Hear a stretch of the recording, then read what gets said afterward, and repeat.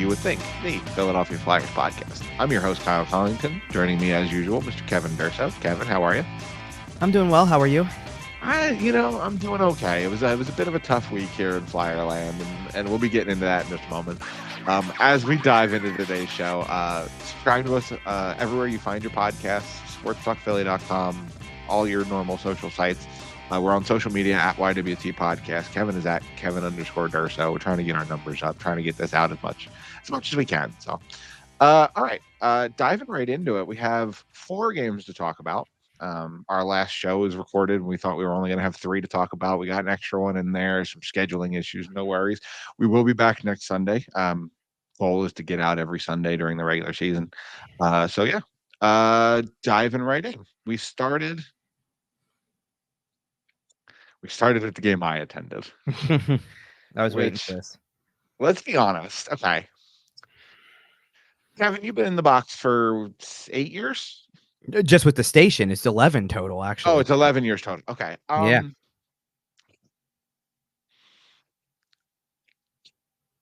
How many games have you seen with a worse 60-minute effort?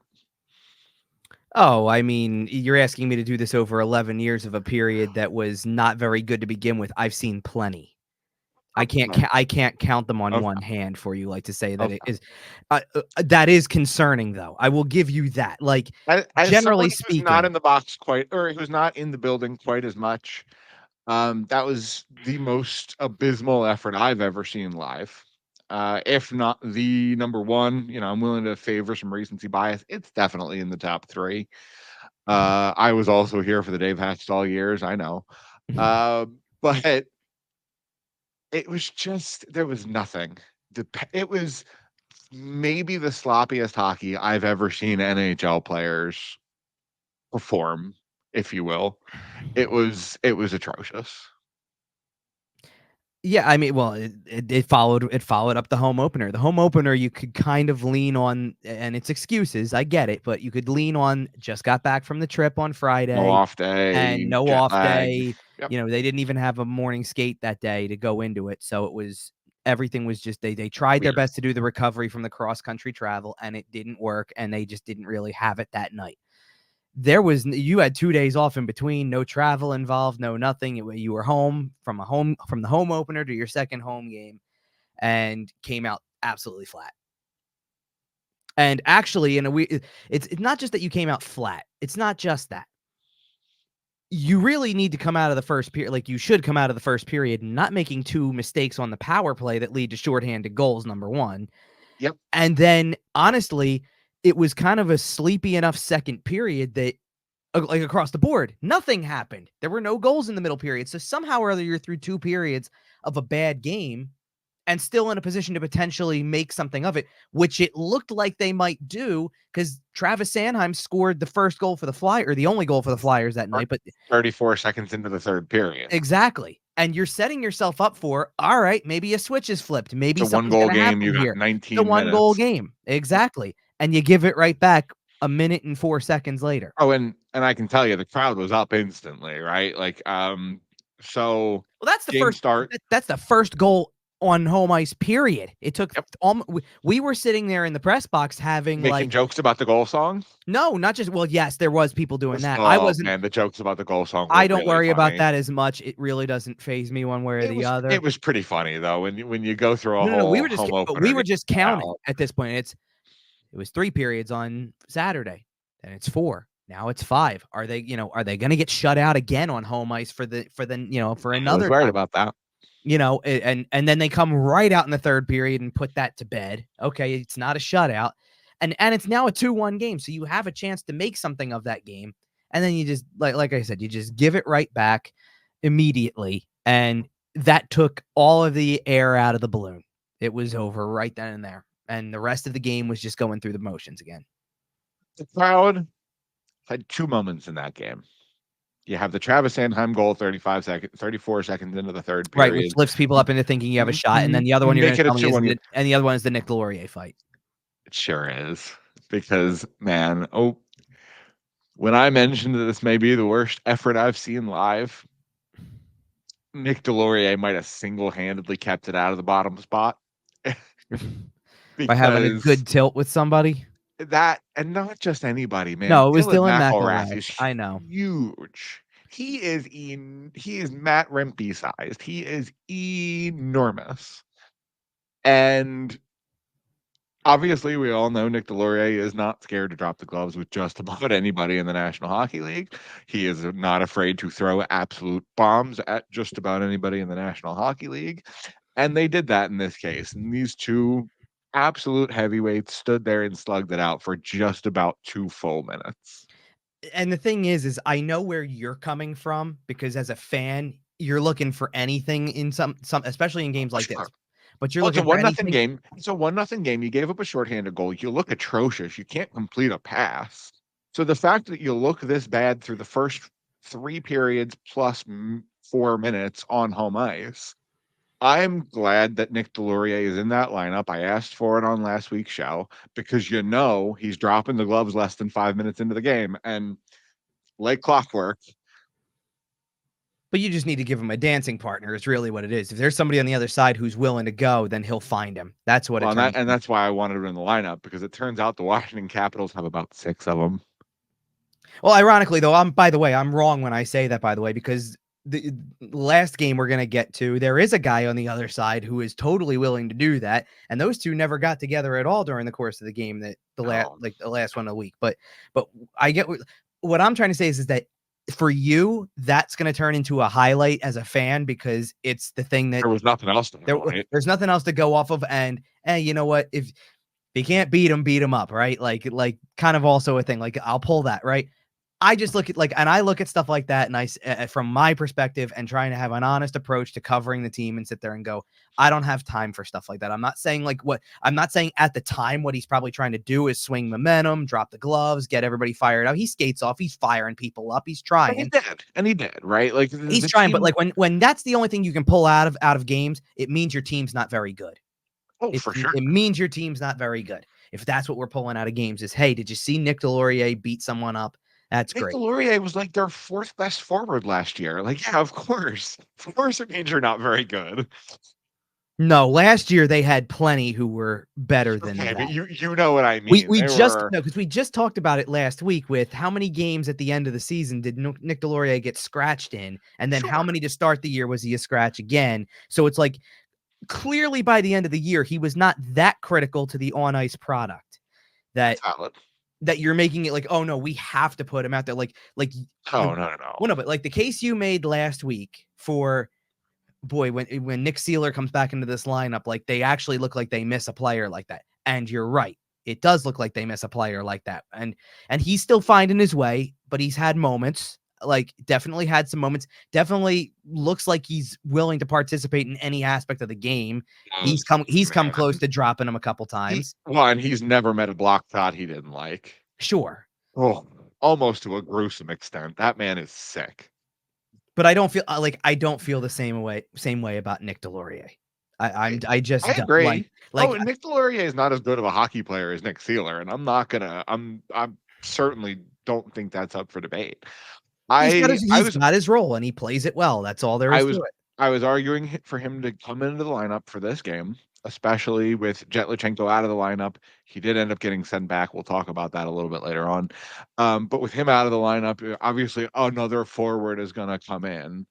And, Nick Delorier is going to draw in eventually. And when you have an effort like you did in your home opener, and you have a team like the Washington Capitals coming to town, it's a pretty good time to get Nick Delorier in the lineup. And I think it worked out, right? It's not really his fault that they gave up a shorthanded goal. He's not on the power play. He comes out a minute and a half later and tries to keep the crowd in the game, and it does an admirable job. Like I said, it's a great fight. It kind of ends in a bit of a draw, but it's a great fight. It keeps the crowd involved, and then obviously, you give up a goal, another shorthanded goal, a few minutes later, and the life kind of drains out of the building a little bit. Yeah, well, exactly. Like, that's not Nick Delorier's fault. He came in and played his role really well. It's not his fault. You know what else keeps the crowd into a game? Playing well. Yeah, playing well. Shots on goal. Sure, shots on goal. I think that's a big discussion point this week. It's the discussion point this week, as far as I'm concerned. Now, you Yeah, did because have you 10 don't in know the why, because you first got to have period the against puck to take Washington. shots on goal. Yeah, and you did have 10 in the first period of the first game against Washington, but then you only had 3 in the second period and only 5 in the third. You only ended up with 18 shots on that. Well, that's what's particularly concerning, I think, to me, is In a that game you were trailing after 4 minutes in. well, listen, the 10-4 in the first period is aided also by those power plays that Yes. you get power play time. Yes, you're giving up chances, but it didn't mean you didn't get any shots at all. And honestly, it was even, and this makes it look a little better. You took 3 penalties, well, 2 technically. So there was 2 power plays for you and 2 power plays for Washington. And you still ended up with 10 shots in the period, despite killing off 4 minutes of penalties. They didn't score on the power play in this game. It was they scored shorthanded. Right. Yep. So, but to get just 8 shots from the first period on, over the second and third is terrible. Yeah. It's absolutely terrible. And then they opened up in Washington, and look, low event first period, the game the next night in Washington, and it's a back-to-back, so everybody's a little conservative. I get it. So I'm not going to go crazy when Washington only had 6 shots on goal in the period, but you only had 3 in that period. And it's like, Here we go again. So you literally at that point could almost add up the previous 60 minutes of game time and come up with your first period shot total from Tuesday. It was 1 over it. It was 11. And then you get to Wednesday, and in the first period, you have 3 shots on goal. That's what I'm saying. I'm adding that to it. Yep. Now, after that second period, they obliterate that. I mean, well, you also give up 3 goals in the first 7.5 minutes of that period. So at that point, it's a 4-0 game, and score effects kind of take over to some extent, right? A lot of those Flyer shots came in the back half of that period. Well, sure, absolutely. Because again, for the first half of the second period, you're sleepwalking through it again. Yep. And then finally, somewhere after the fourth one, you're like, oh, maybe we should start playing because we're about to lose again. And you get it back to you get it back to a respectable territory, but this is now a common trend that, look, we started when the first show we did last week after games were actually played. We started with, like realistically, I know we did one like right after the first weekend, but like the first weekend, you took exactly what you could take from it, which was nice opening game win, opening night win. And you got, screwed over a little by the schedule with, very next night, still out on a road trip, travel, play immediately in a game.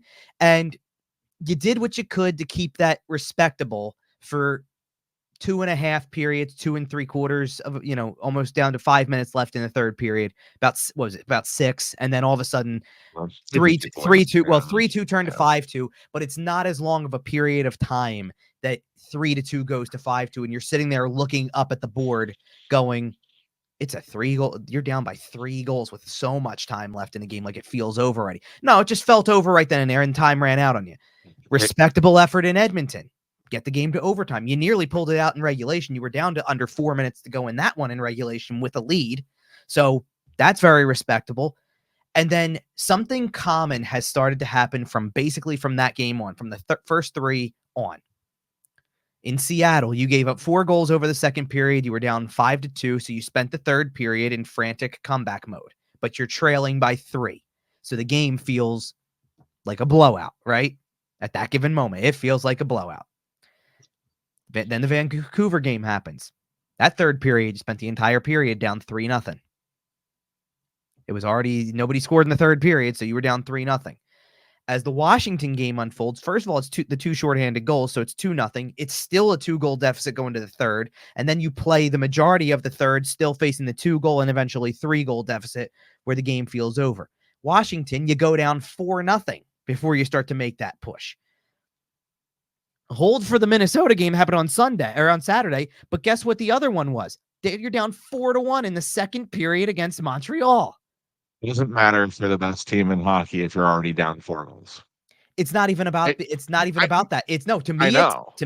it's the biggest goal of this season was not necessarily still wins and losses, but you had to remain modestly competitive to keep people's interest, because that's what people liked about you last year. So if you want to take another step, and you got teams running you out of the building in the first half of games. Right. And it's not even just, well, and I'm not even going off of the first half of games, because like Seattle didn't get on a big run like that. It was a 2-2 game until all of a sudden the final 5 minutes of the second period, and it's bang, bang, bang in the net. Felt the same way with the Montreal game. You're down 2-1, and then it gets to a certain point and it's two quick ones. Well, now it's 4-1. Guess it's a blowout, kind of, right? Like, here we go again. And like, this is where that, and this wasn't 2 seasons ago. Like, this wasn't Tortorella's first year. So I don't want to go and just like make it like paint it as that picture. But you remember the year that they trailed 2-0, I think it was, in 32 of 82. It's starting to feel a lot like that, where it's like, if you're going to take yourself out of games quickly, you're going to have no interest quickly. Like, it's just going to be, the expectation is you're going to lose. And it might still be the case even if you have a competitive team. But this is non-competitive to a degree. Like, I'm not taking away that there's some good things that happen throughout the course of the game. Of course there is. There's always maybe a positive you can pull. Somebody playing well. Hell, half the time we're going to pull Michkov's performance and say, hey, the kid still looks good, so that's all that matters. They're losing, and the kid looks good, so that's all that matters. But maybe so. But you have a lot of stock in all of these other guys possibly being part of the picture. You have a lot of stock behind, well, maybe this is what Morgan Frost needs, or Tyson Forrester needs, or Joel Farabee needs. And if those guys don't start to pick it up soon, they're going to possibly look expendable. It's going to look like you're going to have to start well, we talked a lot about, hey, they got a lot of wingers, right? And sure, Michkov's definitely one of them. And you can't fault Travis Konechny, who's up to 10 points in 9 games. He's definitely playing his typical part, right? Like, Konechny is giving you, and this is why when the thing with the contract came up, the part about the contract that people should hate is that it adds on to other pieces, not directly to Konechny's part. If you're paying Travis Konechny that for what he typically gives you, it's going to make total sense in the long run from an individual standpoint. But as a collective standpoint, you were sitting there and asking yourself, basically, with all these other guys starting to be under contract, with you signed your goalies, they're under contract. Now Michkov's here. You have Tippett under a long-term contract. Farabee's got term. Scott Lawton still has term. Couturier's got all that term. And you're sitting here saying, Konechny's part of that. We're bringing him in too, because we don't need to have to wait out those deals. But now you do. Not you do, but it's now, though, it's either those guys start to put it up, or it's going to be a big waste of time for a long period, because you're going to be riding out long contracts that nobody's going to want. Well, what did we say about this year coming in, right? This is an audition year in a lot of ways. This is about who can play with Michkov, who can play on his other wing, who can play his center. But even beyond that, at a bigger picture level, it's who's going to be on the roster. We're building it around this Russian kid, but where are all the other pieces? Where does everyone else fit? And those guys who have underperformed, haven't stepped it up, haven't taken the step, whatever terminology you want to use, or maybe their ceiling just isn't quite high enough, right? Maybe they are a third line player, but the Flyers need a top 6 player. Whatever the case may be, this year, if it's not going to be a playoff year, and through 9 games, it doesn't look like it right now. If it's not going to be a playoff year, it's going to be about figuring out who's going to be on the roster that does eventually make the playoffs, right? Sure. So one of the names that I have in mind here, and you and I talked about it a little bit before the show, and there's some flexibility to it, but it's Scott Lawton. Mm-hmm. He's got 2 years left, this year and next year, making $3 million. Mm-hmm. You have a couple options with Scott Lawton. You can trade him at the deadline. You can retain half if you want. I don't know if they will. For a year and a half, and you'll probably get pretty decent value, because Scott Lawton is the type of player that any team looking to make a deep playoff run would love to stick on their fourth line or in their bottom 6 somewhere. Mm-hmm. You can move Scott Lawton after this season when he has 1 year left at $3 million. Maybe you retain again, maybe you don't, whatever. Again, that's a conversation for another day. You can ride it all the way out to the end of his deal and then let him go, or you can ride all the way out to the end of his deal and re-sign him. Those are kind of your basic options. But it's time to figure that out, and that's going to be figured out this season. Whether Scott Laughton is whether the Scott Laughton is gone in the short term, gone in the slightly longer term, or if he's a part of this team long term. And I'm just using him as an example because I think that is the case with a lot of members of this roster.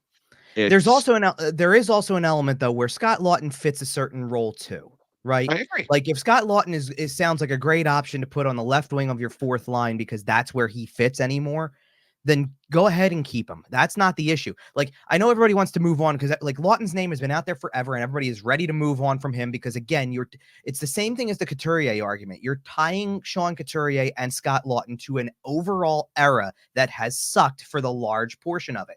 So you're so I'm not even necessarily doing that. I love Scott. No. Oh, I'm not talking about you. I'm speaking generally of the fan base. Okay. No, I'm speaking generally of the fan base. I make that clear. Because I see it all the time. I see it all day, every day. I've seen it already to start this year about how well they better move Laughton because like someone get into Danny Briere's head and make like I don't care how good of a guy he is, it's time to move on or whatever, right? Like, and that's what people say.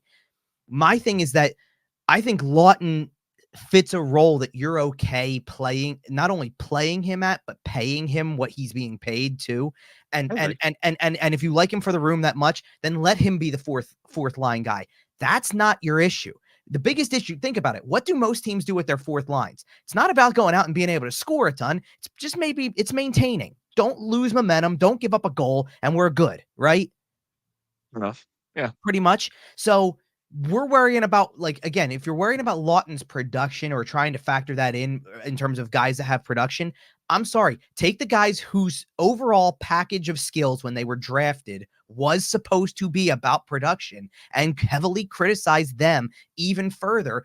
Like, I get Laughton's associated with a long period of time where they haven't been good, but these other players are not living up to the hype right now. Like, I'm sorry, you have two guys on this team, at least. Two guys that I've brought up already that were 20-goal guys at one point early in their careers and now have to find a way to kind of maintain that because that's what's needed. That's what's going to keep you in the middle six. You're a typical 20-goal guy. That's what Tyson Foerster and Joel Farabee need to be. And if they're not going to be that, then they're going to end up being expendable down the line.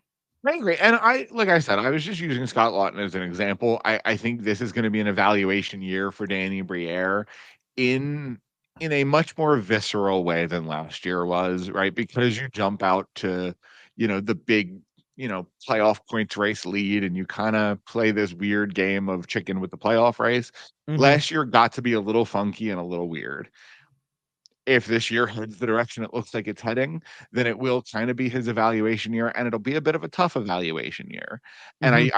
I pulled Scott Laughton up as an example, but I think Noah Cates is going through it. I think Morgan Frost is going through it. I think Bobby Brink is going through it. I think a lot of your younger players who may have roster spots secured for now, I think if you are honestly evaluating this team from a talent perspective as Danny Briere, as Keith Jones, as John Tortorella, you have to be willing to evaluate those players honestly. And if they are not living up to what they need to be living up to, I don't think there's a ton of untouchable names on the roster. Like truly untouchable. The thing is, though, and then this is a great point. Contract situations aside, but this is a great point that it leads me into I think it's going to lead me into my next point pretty well, honestly, because let's just take the four names we've been talking about the most with this: Morgan Frost, Joel Farabee, Tyson Foerster, Bobby Brink. Okay, what do all four of them close to have in common in some way? Because you want fair evaluation, right? And I'm not saying that this doesn't mean that every so often this happens, but fair evaluation. I thought you were going to mention going to college in Boston. No, no. What do they have in common? So you started the week off. You were there Tuesday night. Who didn't play? Tyson Foerster didn't play. Or no, yeah, he didn't. It was Tyson. It was Tyson Foerster out, right? Okay. Tyson Foerster didn't play. Yep. By the end of the week, Bobby Brink was the one not playing. Yep. Joel Farabee at one point in time had like a game where he had 9 minutes of ice time. He was one of the lowest forwards, and John Tortorella talked about, like, I got to get him ice time. I know I have to, but You're not going to tell me that there's not some form of purpose behind, well, he's not the guy I'm throwing out first after the power play rotation. He's not the first guy out after the penalty kill rotation. I want Michkov out there. Of course you do. No kidding. You want him out there first after a penalty kill. He's fresh. He's ready. He's got more offensive skill set. Fine. And then Morgan Frost, who spent against Minnesota, didn't play for the last 15 minutes. And then the next night was on the fourth line. All of a sudden, if you've been listening to the show for a long time, you know I love Joel Farabee. You know I love Joel Farabee. But all of a sudden, we have a player who's making $5 million for the next 4 years. And what's he doing? What's he doing? Well, no, is he not on even your third? That. Is he on your okay? If this is an audition year and we're looking at the roster, the roster, capital T, capital R, the roster that we're looking for to make a run, to win the cup, to whatever you want to call it. Mm-hmm. Is Joel Farabee on your third line making $5 million? I don't know, man. I mean, not at this production level. No, that's what I'm saying. Not right now. Sure, but I'm also sitting there saying, you certainly can't pay a fourth. Like Joel Farabee's not a fourth line player, but you certainly couldn't pay him fourth line. But I want to go. But what I'm going back to is that. So I was. It came up in conversation, just generally speaking, earlier in the week, and I went back and I found a clip of a show we did 6 months ago. It was not even the end of last season yet, but it was looking like the beginning of the end, right? And I found a clip from that show, and I talked about there are 3 things I think are possible from one year to the next if they don't make the playoffs. The first one was about a regression, about how you got a lot of guys played over their heads that past season, and now good luck replicating that next year. And so far, you're seeing that a little bit. You're seeing that. Some of that. Well, you know where you're really seeing that from? It's from a lot of guys I was worried about. And it's not your Joel Farabees or Bobby Brinks or Morgan Frosts or anything like that. Because Jamie Drysdale looks terrible. That's not even where I was going to go with it. But you're right.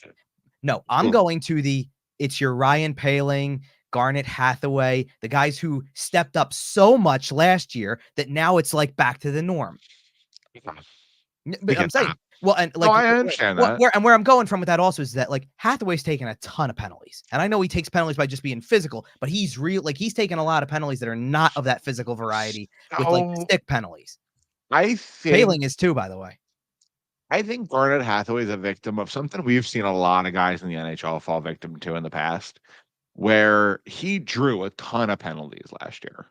Mm-hmm. One of his big skills last year was starting a kerfuffle, drawing a penalty, not taking one, skating away. NHL refs don't tend to let that go for too long. Right. And when you develop that reputation, you stop getting calls and you start getting a few more ticky-tacky calls on yourself. And right. He has to adjust. He's a professional, adjust. But I don't think he's getting the whistles he was getting last year. Look, here's all I'm saying. And I'm not I don't want to make this about just him. I'm just pointing out he's up to 14 penalty minutes. And I don't believe any of them at this point are a fight or a misconduct. I don't think so either. Yeah. You know what I mean? I'll pull back a little bit on the penalty thing for Poehling. He's only got 6 penalty minutes. I just think all 3 that he's probably taken are avoidable. And it's and not to mention the fact that it's dude, you're one of the fastest players on the team. If you're taking stick penalties, we got a problem here. Yeah, you got to be able to put yourself in a better position. But at the end of the day, this is where I'm going with the other guys. I get it. You're trying to get out of this mess that you're in to start the season. The record speaks for itself. It's 2-6-1 through 9 games, and that includes the 6-game losing streak that had 5 in a row that were regulation. I get it. But you're also at a point that I'm looking at the names who are at the top of the points list, and we already mentioned Konechny and Michkov. Sean Couturier is at 6, largely due to his 5-point game against Minnesota on Saturday, which was fun. Don't get me wrong. There's a difference between Couturier got 5 points and only has 1 in the other 8 games in that game. Travis Konechny got 5 points that day, but then has 5 more to go along with it that are scattered over hey, he scored in this game. He scored in this game. He, you know what I mean? It's not Konechny's been invisible for every other game like that, and as they try to figure it out. Couturier probably doesn't have points like that. By and large, Travis Konechny's probably been your best forward night in, night out. Roughly, and he's like, he didn't even practice on Friday, so he's clearly dealing with something. Like, they had an off day Thursday, then he didn't practice Friday. So he's dealing with something. But even so, he was dealing with something, then went out and had 5 points and then scored again the next night. Like, 6 points over the weekend is pretty good for a guy who's banged up a little bit. Yeah, and I know you mentioned earlier, you kind of look at Travis Konechny and the contract, and it's kind of a lot, and it's, you know, it's a weird contract just given where the team's at and where the team's going. But I will say, to his credit, he shows up and plays like your best forward night in and night out. And when the guy is making the most money, it's about all you can ask for.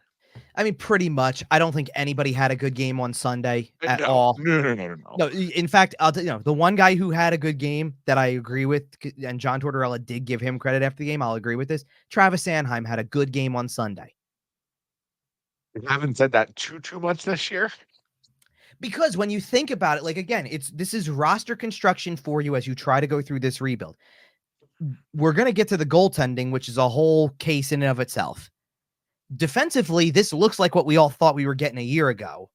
That's here now. You already touched on Drysdale, who has been brutal especially on Sunday. On Sunday, I don't know where his head was at, but that was a brutal performance in particular. Like, he has moments in other games where you can, like, again, where it's more offensive skill set based, and then you're making up for it, right? Like, okay, it's supposed to make up for your defensive deficiencies. How many times we have that conversation about Shane Gostisbehere? Well, as long as he's able to score, he doesn't have to be the best defender. That makes up for it, right? Yep. Jamie Drysdale kind of needs that in order to make up for the defensive issues. Like, I don't know, falling over your goaltender's back while he's trying to make a save. Like, how does that? Right, like, how does that happen? But beyond Shane Gostisbehere, by the way, who has 6 goals already, or 6 points already, 4 goals. Yeah, leading the Carolina Hurricanes in goals. Crazy. Yeah, because he's playing for a system that works for his game 1,000%. Perfect. You know, the Flyers got Tony DeAngelo from Carolina a year after he had 50 points, 60 points, because the system works for guys like that.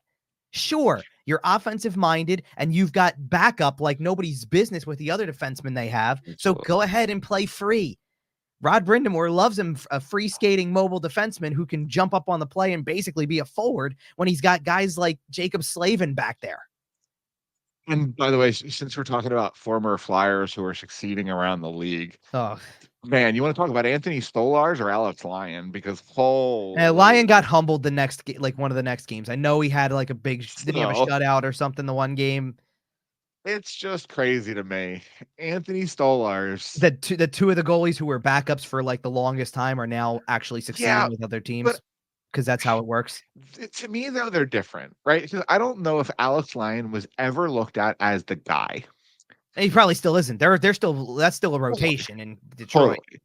But I distinctly remember a period of time where Anthony Stolarz, if you listen to the internet, Anthony Stolarz was the savior of Philadelphia goaltending. And I mean, I get it. He's huge. He's athletic. He has turned it into a very successful career. It's just an absolute bummer. It's such a bummer. I'm glad to see him doing well, but because the Flyers need a goalie. Part of the reason is because he not survived. He found a way to fix his biggest problem while he was here, which was health. You know, if you can't get on the ice, then you're not going to be factored into the future. And that was one of best ability is availability. Right. Well, in his case, he wasn't able to do much of it while he was here. He played all right when he was here. Not great, not terrible. Like, believe me, everybody. Was fine. Well, I'm saying he wasn't a Vezina winner by any stretch, and he still isn't. I get that. But what I'm saying is that I don't even know if you could look at the years when he was playing up here that you would even say he was starter quality all the time or considered the starter. Oh, he was a prospect still, but he was developing. But my point is that it was better than what you were throwing out now. Like, you would have taken that at that time. Like, what you were getting at that time, you would take now, and he's actually playing better. I would have gnawed my own foot off to have him on your roster the second half of last season. I would have gnawed my foot off because the Flyers make the playoffs by 10 points. He was the best goalie in the league last year by save percentage. Right. I hear you. The Flyers would have gotten in the second divisional spot last year. Wouldn't even been the third spot. But either way, like goaltending's a whole nother story. But like I'm saying, defensively, so between Drysdale, Igor Zamula, until Saturday anyway, Rasmus Ristolainen, and Risto had a great game on Saturday, and playing with Sanheim, which maybe that's the key to the whole thing. I don't know. I think it is. But I think those two are a good pair. And let's factor in something else. I'm not going to put a tab up for it. We don't need to change the banner for it, but factor in this as well. Saturday, we find out that Cam York is out for at least 2 weeks, who I would argue has been your most consistent defenseman to this point on the season. Clearly has stepped into a role that works for him, and now he's out for 2 weeks. As you were going, and we find this out as you're going into a game where, you know what I mean, where you're going into. I think you saw the result of that on Sunday. Well, sure, but I'm saying I think you saw a team who was missing their best defenseman. But this is found out before Saturday when you're sitting there looking and going, so we briefly mentioned the Jett Luchanko thing. We'll get to it more in depth in a second, but that was what the main announcement was. And then, oh, by the way, while they were at it, so yeah, Cam York's not playing today. He's out for at least 2 weeks, and then we'll go. That one was less fun. Yeah, and I think you're just thinking between defensive performance and depth, for that matter, and center depth. So you just sent back the kid who was playing center for you on opening night and playing legit minutes. Like one of the, I think it was the game against Edmonton, played 17 minutes. A decent chunk. Was the fourth highest forward in playing time that night, and now he's no longer on your team.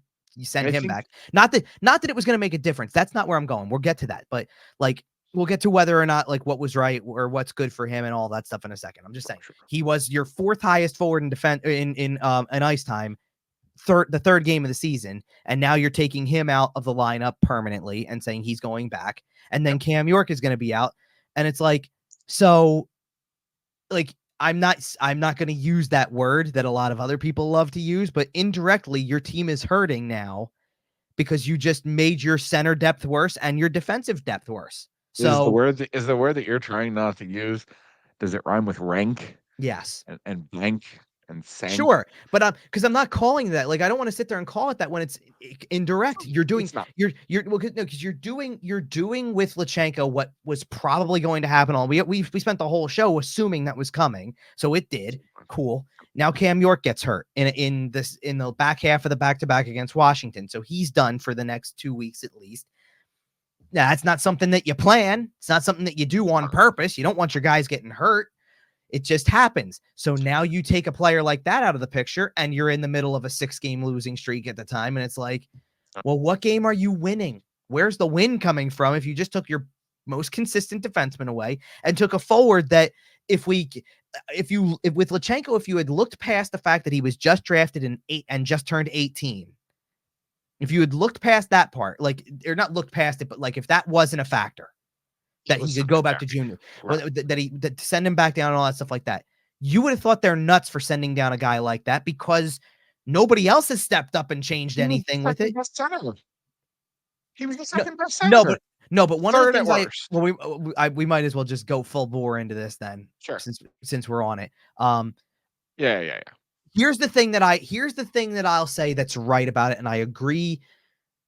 Well, with both sides, Danny Briere and John Tortorella. But John Tortorella had said something earlier in the week about the reason he didn't, because nobody thought anything of him not playing Tuesday because a back-to-back was on hand, and they had already done this once with a back-to-back where he sits out one game. Get forced during the lineup. Right. So nobody thought anything of it until he didn't play Wednesday and he wasn't lining up to play Saturday. And it's like, so what's he doing here still then? Because now that does hurt.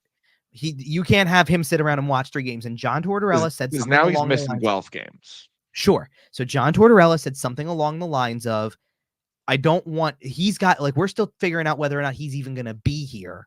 So I don't want him to take on helping us get out of a hole that's on the veterans. Like The guys who are going to be here all year have to figure this out, not the kid who might go back to juniors in another week, as that discussion was being had. And it's not that I agree with like that he shouldn't have to help them get out of the hole. My thought is, listen, if you play for a bad junior team and start tearing it up and are good in World Juniors and all that stuff, chances are you get moved. Like the way that juniors work, no one's holding. You get traded to London.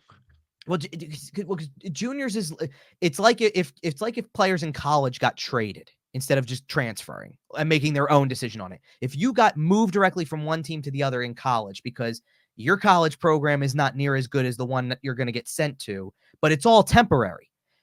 These kids who go to college are in college for at most 4 years or 4 seasons, I guess is the point, and right? Often less, right? Right, and often less. So it's temporary. So junior teams have no issue with, if we got to move him, we got to move him. He may, like at this point, Guelph's got to be sitting there thinking he may not even be here next year, period, for any junior team. He's out of the league potentially.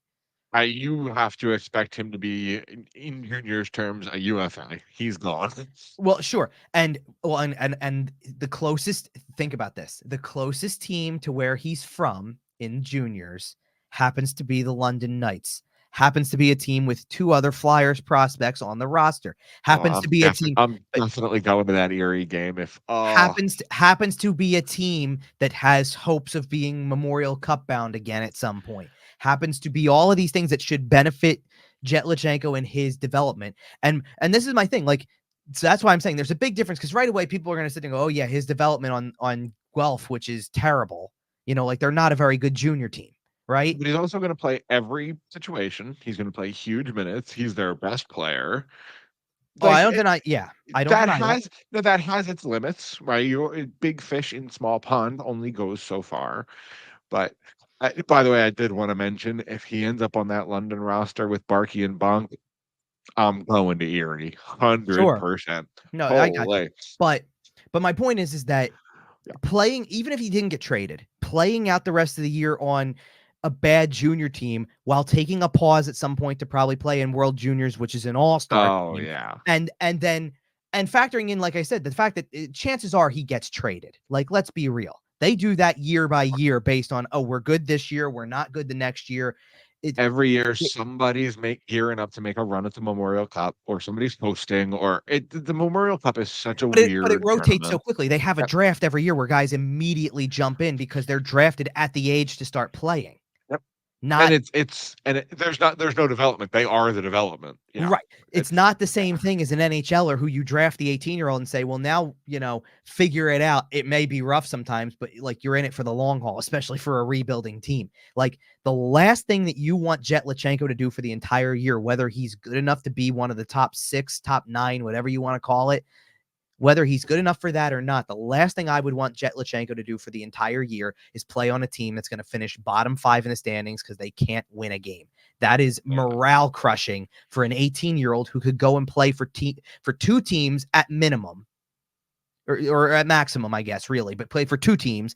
Yeah, 12 is not going to be one of them. I'm saying whether you consider traded somewhere and you consider playing on a World Juniors team that's going to be shooting for gold, they always do. Don't you want him to have that experience instead, to go play for a team with high expectations that may think you're a key part of the picture? That's also part of it. Like, that's where your point comes in. Play the big minutes, play all situations. Absolutely. Just go do it for a team that actually has a chance to win something versus the team that's rebuilding just because you're already the third best center on the team, probably at minimum. Right? Did the Flyers put 3 people on Team Canada's junior team this year? Do you think Bonk and Barkey both have a shot? Yeah. Well, Bonk did play last year, so he probably makes it again. And he might wear a letter. And Barkey was in the camp and was one of the last cuts. One of the later cuts. I got to imagine he has a shot of making it this year. Especially now that he has stepped into a leadership role with Guelph, right? I don't know if he's wearing a letter, but I know that they're big fans. Wait. Are you Barkey? Barkey's the captain of the London Knights. Yeah, he just took I knew he just got leadership. Okay. Yeah, and Bonk's an alternate, and like Barkey's not making Team Canada. Let's be honest. So, frankly, Luchanko is probably the wild card there, right? And Bonk and Barkey, Bonk and Barkey. Whew, that'll be tough for years to come. they're theoretically shoo-ins, right, at this point. But I mean, probably. I can either way, there's going to I be some reasons for Flyers fans to be watching World Juniors. sure. It's going to be fun. I would imagine so. And well, and one of the interesting things is like Barkey didn't really get going last year for a little while, right? Like most of that team didn't. Like it was like something clicked after a certain point where they just were rolling. It was, and part of it was like Barkey got really moving when World Juniors hit and he didn't go. So he was the guy on London while well, not only that, but he was the guy on London while everybody else was away. Yep. Bonk's gone. He's not scoring. Cohen, he's gone. So someone's got to score for London, you know? He stepped up during that, week and a half, 2 weeks, whatever it is. I mean, London might send half a team. London could possibly represent half a team Canada at that rate, you know? Oh yeah. But they always do. So like, I'm actually pulling up their numbers right now because I'm genuinely curious. They haven't played a ton of games, I know, and Barkey, we're early into the junior and Barkey is still coming. So Barkey's only got 1 goal and 6 points through 8 games, which is still not a bad total, but it's not like there's not lighting the world on fire in your draft. Well, no, I'm saying it's 2. Well, Easton Cohen, for example, who is probably their top performer last year, grand scheme of things. 6 goals, 10 points. Sam Dickinson, who's now in his draft +1, 7 goals, 15 points. Yeah, the fact that Easton Cohen didn't make the Leafs, or kind of really hurts Denver Barkey's development, to be honest. It does and it doesn't. It's probably honestly, it probably helps boost his numbers playing with somebody that good. Is he playing with him or is he playing behind him? I don't know their lines to be exact. That's what I'm saying is if he slid down the lineup, I don't know. No, but what I'm getting at though is that also Barkey didn't even really participate in training camp because of getting over the illness and things like that. Right. So like, if that's even still a little bit of a remnant of something, like let's check back in December at around World Junior time and find out that he might be tearing it up a little more because now he's over that for good. And he warms up a little. Right. Yeah. Like now he can get all his off-season training in. And well, like my point also is that like Bonk, who also got sent back kind of late, all things considered, has a goal and 7 points in 8 games too. And it's like, and that's typical production of him. Like Dickinson's pretty much their top point producer defensively. And then I think after that it is, Bonk is pretty much right at the top in terms of being like, especially with the power play portion.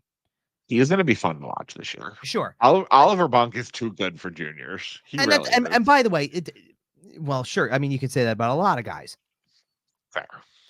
But the thing, like, and we're talking, like, listen, we're talking about Luchanko as if like trading him to London is what makes the most sense, like, is the most likely outcome. I don't know if that's the case. I think a trade is very likely. I don't know if it's going to be to London. There's definitely other teams that are early on start to put themselves out there as potential contenders, and whoever's willing to give up 2029 first round picks, pretty much, for kids that are currently 9 years old. Essentially, yes. Juniors are so weird, man. They trade, but it's not far out. But what I do think, and Danny Briere talked about, like both of them did. Danny Briere and John Tortorella talked about how like Luchanko has a lot to hold his head up and be proud of himself and all stuff like that. Like getting there and playing in a few games, and I get it. It's a little disappointing he didn't get a point in any of these games. I'm not holding that against him as the reason he got sent back. That's not at all what I'm trying to say. He looked like he held his own in most of those games. That's not the problem. It was just, would have been nice if he had something that rewarded him in some way, like scoring a goal, even just getting an assist, something he deserved a little something. Something that allows you to do more than just take the picture that where you're holding the puck that says first NHL game. I will say though, what did he play? 3 games or was it just the 2? 4. 4. He played 3 on the road because he played the first. He played the opener and then played Edmonton and Seattle, and then played the home opener, and then that was when everything kind of came to an end. I think it's fairly safe to say that unless you add at least 1 center, maybe 2, Jett Luchanko is probably making your roster next year. I think knock on wood, presuming health, presuming etc. Well, and Danny Briere definitely like made it sound like there is no expectation here. Like, and when I say that, I mean, don't like I said, I come away from it feeling like since he made it this year and got a look, pencil him in next year.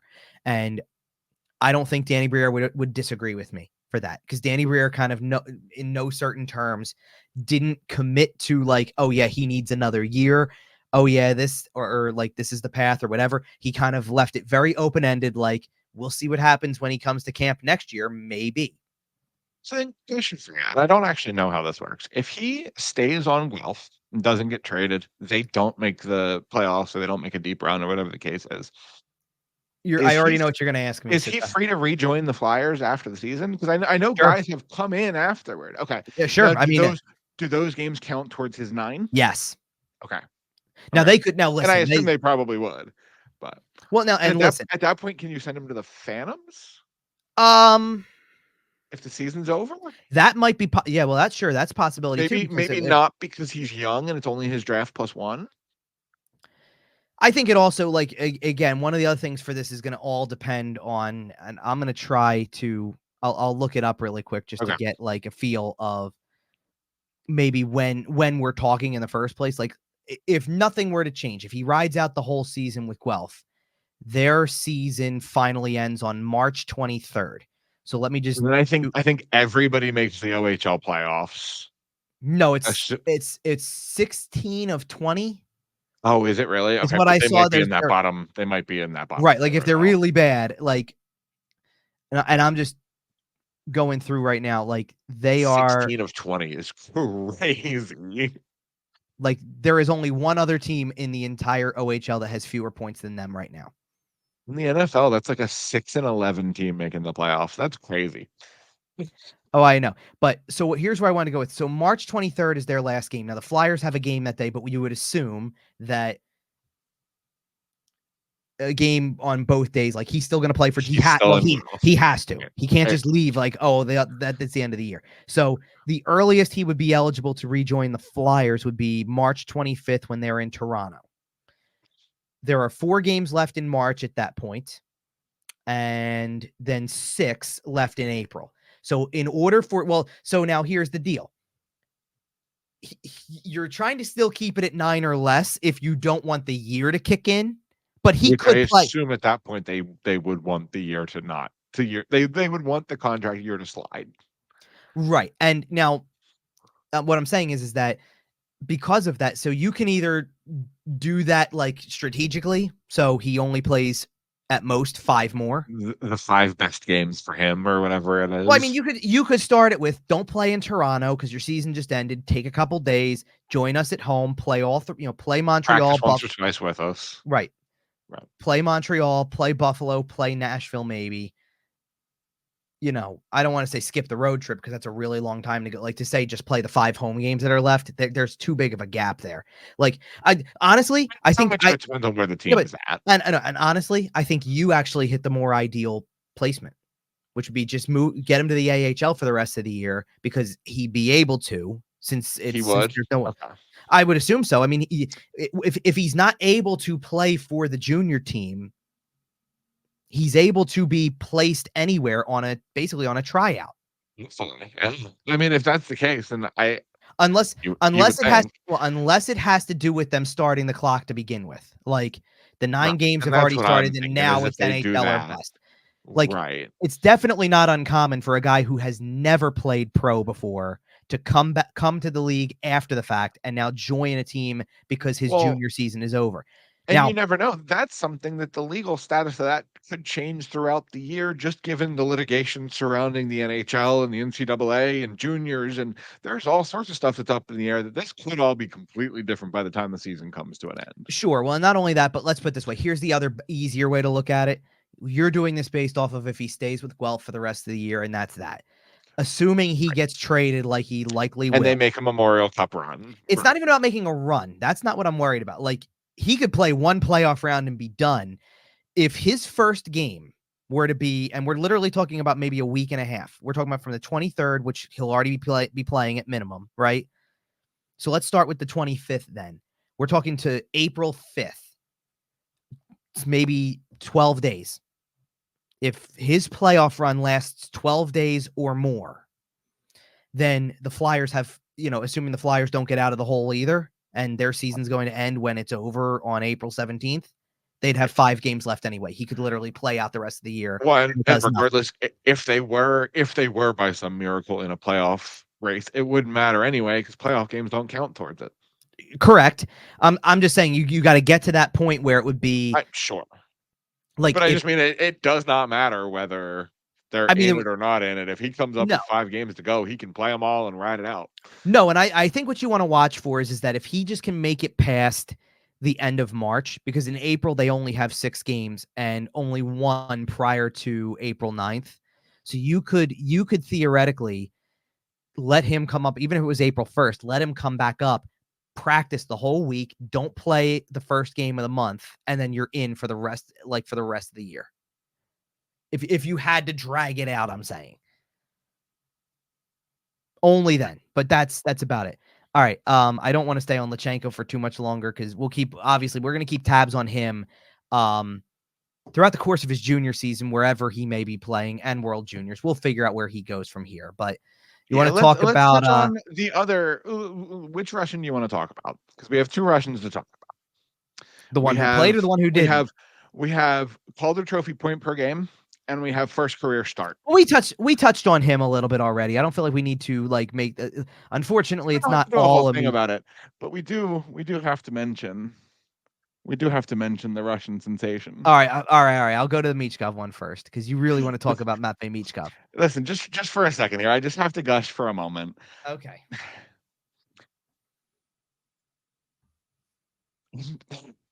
We can say whatever we want about this team this year. This might not be a good year. This might not be a good team. This might not be a playoff group. This might not be. Half these players might be gone before next year's roster starts play. But Matvei Michkov is so freaking good at hockey, man. He's just so good at hockey. And I don't know what else to say. And I'm so, he is, of course, tied with Flyers legend Peter Zezel, 9 points through his first 9 career games. And it's just so incredibly fun to watch this Russian teenager play hockey. If you want to be technical, it was 9 and 8. He didn't get a point. I know. In the 9th game. So that's even more impressive. Is my point. As we sit here recording, it's 9 points through 9 games, and it is crazy how different watching the Philadelphia Flyers are when there is a superstar on the roster. And even if he hasn't emerged yet, even if he hasn't really fully, obviously there's still growth to be had. But you can already tell he plays the game differently. He thinks the game differently. He forces his teammates to think the game differently. And the whole game warps around him in every way. And it is incredibly fun to watch. Sure. Of course it is. And listen, it's not also he's tied for the league lead among rookies in points. Well, he's going to win the Calder. He's got a really good shot at it. He is. It's funny that I talked all off season about talked about him in the same way we talked about Bedard, not in terms of skill set per se. He's got this. They do have a lot of. Yeah, he's better than Bedard. That's already over. No, that's not where I was going. Okay. I know. But what I'm saying is that my exact thoughts on Chicago last year could be my exact same thoughts on the Flyers this year, which is this Bedard, man is lipstick on a pig. But Bedard's great. Didn't make the team any better right away because they've got work to do. So I assume you've seen the meme of the trailer with the Lamborghini in the garage, right? The trailer with and then in the garage is a really nice car. Okay. And the meme is that the trailer, the dirty beat up trailer, is the Flyers, and the Lamborghini in the driveway is Matvei Michkov. Okay. It's very funny. It's very lipstick on a pig, right? Sure. And we're looking for players who can play with him, play around him. But we've already seen the entire mentality of the franchise change. It's not too often that Michkov scored his first goal on home ice on Saturday, and it's not too often that something like that's going to happen and he'll get upstaged. It did. Sean Couturier had a hat trick. The other two guys on his line had 5 points in the game. He only had 2. Go ahead. hot take, it only upstages Michkov because Couturier had been on a 32-game goal drought. No, what I'm talking about by upstage. If that's Joel Farabee with a hat trick, respectfully, Matvei Michkov is still the story. Well, okay, no, you know why? Well, then no, you know why it upstages? That's not even the reason. It has nothing to do with the goal drought. The reason it upstages is because they're his line mates. He didn't factor into the goals, but he's the one. Yes, he's on the ice, but he didn't get the points. Those two guys creation. Did. Yeah, but they got the points. He was out there. I mean, he's out there in the same general area as the other two are to try to get a goal. He's on that first power. He's on that power play where Konechny scores to tie the game. He's on the ice when Couturier scores his second. He's on the ice when Ristolainen scores the go-ahead goal. He's right there. He's like Couturier scores on the rebound. He's standing by the net. He's waiting for it too. He's the first one in on the hug. He just doesn't. Yeah. Well, I love that, by the way. Like, that man loves his teammates already. No, he loves the game and he wants to win. That's true. And this is, look, a year like this is going to eat at him a lot because a game like Sunday's is going to eat at him a lot because he wasn't as great on Sunday. Nobody was, but he was not, and like it was noticeable. Like he's trying. He at least twice he got behind the net in that spot and went, I think I'm going to go Michigan here. Right?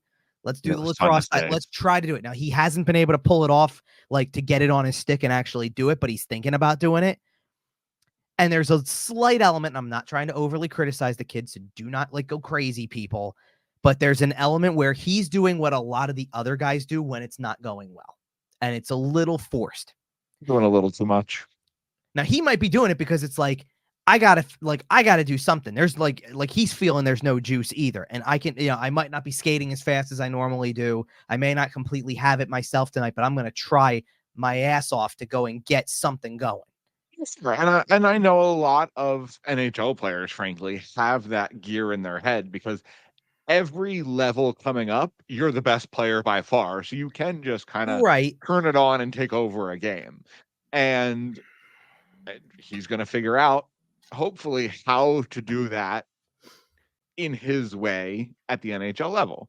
And obviously that looks a little different than it does when you're 12 and just the best player and you just skate around everybody.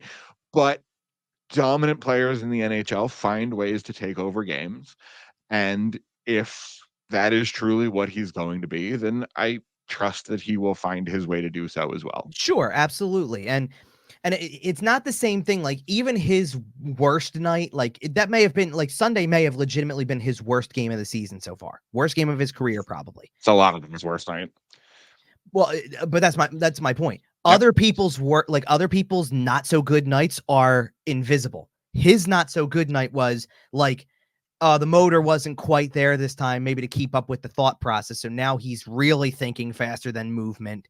And he's probably trying to force a few things that just aren't quite there.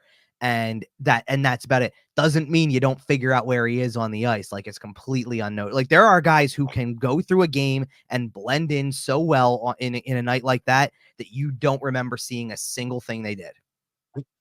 Well, we mentioned that it was a bad night for a lot of guys. Let's talk about the one Flyer who it was a good night for. Okay. Because regardless of the result, Aleksei Kolosov made his NHL debut.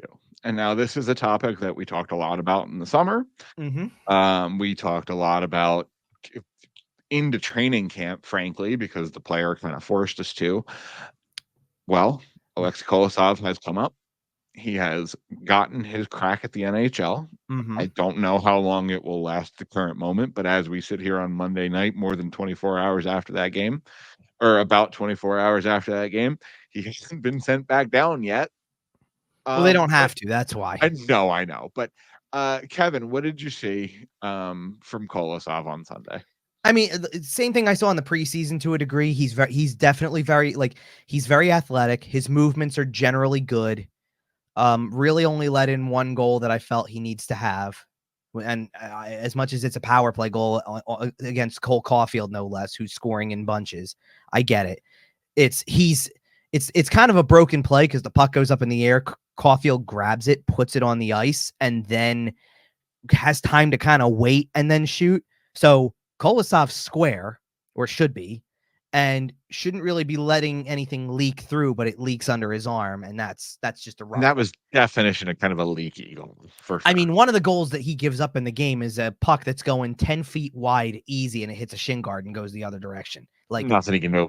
A rebound in front, a cross seam pass, like not even pass. It was meant to be a shot, stick breaks, puck goes all the way through. I think more than anything, he's probably shocked that nobody got a stick on it on the way to take care of it, and it ends up over at the side of the net for a one-timer. Like, he had his moments early in the game where you're like, this is shaky, because he had some really rough rebound control early. He settled in as the game went on. A little bit antsy. He'll get it. Will he get another look? Absolutely. I mean, here's the interesting thing with him. The thing you brought up, all the stuff over the summer and the off season and not showing up to camp on time and stuff like that, is part of the reason he's here. Because if this is a normal circumstance situation, they're not passing over a projected Ivan Fedotov start after three starts. No way. But because there's a kind of like a pseudo threat sort of well, and we hear rumors he might go back to the KHL, clock. Right. He might want to go back to the KHL if he's not an NHL goalie by blank. And there was reason to believe that was potentially the end of October. And if that's the case, it was that soon. Wow. There were some places were saying such. There were some reports that it could be within like the first month that, things like that. So here he is. The only thing I had heard was early December, but maybe there was just several things floating around. But it still was a ticking clock at the point. For sure. Either way, it puts a strain on Danny Briere, in an unusual circumstance on Danny Briere. Right. All of a sudden, well, not only does it put an unusual circumstance on it, it also creates a situation where, like, not a situation, but it didn't help matter. Like, it became, I don't want to say it became an easy call up, but it became a thing where you could do this and somewhat justify it because Ivan Fedotov hadn't played well. Well, no, Fedotov's look terrible, and you're incentivized to take a look at Kolosov before whatever this deadline is. Yeah, but I think you would have given it beyond the first month with Fedotov. I agree. I agree. I think before it's you do this, and they went and they literally combination of the two. Right. If Fedotov has come in and allowed 2 goals across 3 games, we're not having this conversation. Kolosov's still in Lehigh Valley. No, I get it, but. Well, and then you have to see how that plays out. But but it's interesting though too, because I think watching these two is still part of the fascination of this year because they're still Kolosov's obviously new, and Fedotov is still like somewhat new enough that you're still learning anyway. I think there's a decent chance that at least for the time being, given everything with Kolosov, he's going to stay, and Fedotov may get put on waivers and go down when time comes. And he'll clear with that contract. And he'll clear with that contract, then he gets a chance to work down there, and then you go from there and see what happens. Is there a chance we see all 3 goalies this week? No, I don't think you're going to see that. I think I think Erisson's going in Boston for sure. They might give Kolosov the game against St. Louis, possible. Because I think if he's up, you gotta play him, right? Like you definitely do. Yeah, I mean, you can't just let him ride the bench the whole time, and then again, I think you go Erisson against Boston again, and then you repeat the process the next week. Okay. Maybe alternate them for the time being. I don't know. And then at a certain point, you have to mix in sending Fedotov down because. Well, I think it's going to happen soon. I think it's going to happen sooner rather than later, and you can figure out who you decide to bring up for that situation, one way or the other. The thing that I find not interesting, but one of the things I'll say about the goaltending thing that's a little different to me than the others, like you take Jett Luchanko out of the center group and the center depth is already thin. You don't even have it's not like you feel like Luchanko is the guy that you have. That's the young player, and everybody else is kind of still wild card material. Like, I don't know what this guy's future holds. I can't pencil him into the lineup down the road. Michkov's here now, so that takes care of that with the wingers. And you've got a lot of other wingers who you can use right now. But I think you've got enough wingers that you think eventually you're going to figure it out. Like with Konechny, Tippett, Farabee, Forster, Brink. There should be enough talent floating around. Right. And you're adding Michkov to that picture. So it should work out. But defenseman is one position that I sit there and I go, I don't even like center. I don't know where the next guy would be. Emil Andre getting called up is great. But as far as I'm concerned, you have a bunch of guys who I think can be passable as third pairing guys. some who qualify as second pairing guys, either direct, like I think in the long run, Nick Seeler has played numbers wise like a second pair defenseman. Maybe. But I think you want him to be a third pair defenseman eventually. I agree. Yep. You know I what I think mean? Same thing with like, not even with Zamula. That's not who I was thinking of, but like, it's like putting Ristolainen down there. He probably can play second pair. He probably is paid, and he's paid like one, but I think ideally you put him on the third. Is the last Philadelphia Flyers true number one defenseman still Chris Pronger? I mean, might be. Yeah. I mean, when Pronger wasn't there, Timonen like a probably, real actual number one. Timonen was good. They had Mark Streit for a few years. Like I couldn't tell you. Mark Streit was never more than a 2. I loved Mark Streit. Fine, fine. Then level with me. The last true top pairing guy you had. I mean, short of going with the only other obvious answer I got, which is Ivan Provorov. I was going to say it depends on if you consider the first 2 years of Ivan Provorov's career. Well, he was good. He was good when he started, and then I think look, obviously, a lot of whatever dampened that relationship started to build up over time. Beside the point. I look at that position though, and I sit there and go, like, there's nobody I can think of immediately. Like, even Bonk is going to need some more time, right? Yep. I shouldn't say that, but Bonk's going to need more time, and I don't know that Bonk is a number one or a top pairing guy. I don't know that yet. It's too early to tell. Yeah, it kind of feels like the plan is to put 4 number 2 defensemen in a trench coat and call them a number 1 defenseman. And that feels like it's been the plan for 2 decades. No, like, but I like a bunch of like fine guys. No, though, because I look at Cam York and I say maybe by the end of the year, if he continued to trend in the direction he was already starting this year and ended last year on, it's like maybe by the end of the year you're sitting there going, he is top pair worthy when it's all said and done. I'm not calling him a number 1, but he's top pair worthy. Travis Sanheim's probably more of a 2, like a second pair guy. Yeah, and if you had asked me 5 years ago, I would have told you, I would have sworn up and down that he's a top pairing guy of the future. That's a conversation for another day. I think you utilize him in that spot. There are games where he's passable as a top pairing guy, but it's not with regularity, right? Whether or not Dave Haxtell ruined Travis Sanheim, and I'm not trying to have long, and I'm not trying to have like what I'm trying to spin this back to with the goal. What I'm trying to spin this back to with the goaltending is that they don't have an immediate center who's coming in that you can sit there and say isn't it like I feel like their center problems could be partially solved if they have the type of year that we're thinking that could happen since the start's been the way that it is. End up with a top 10 pick. You maybe even higher, and you draft a guy who is surefire, bona fide number 1 center material down the road. And now Luchanko has emerged, so you might have a 2 there, and then maybe you're a little less concerned about whether or not Morgan Frost and Sean Couturier are your 3-4 down the line, like eventually. Well, and listen, I'll say it, October 28th. I'll go ahead and be the first one to mention Flyers have 6 picks in the first 2 rounds. So there is an absolute ton of draft capital. Mm-hmm. There is a ton to look forward to in terms of, maybe moving up in the draft, getting some better picks.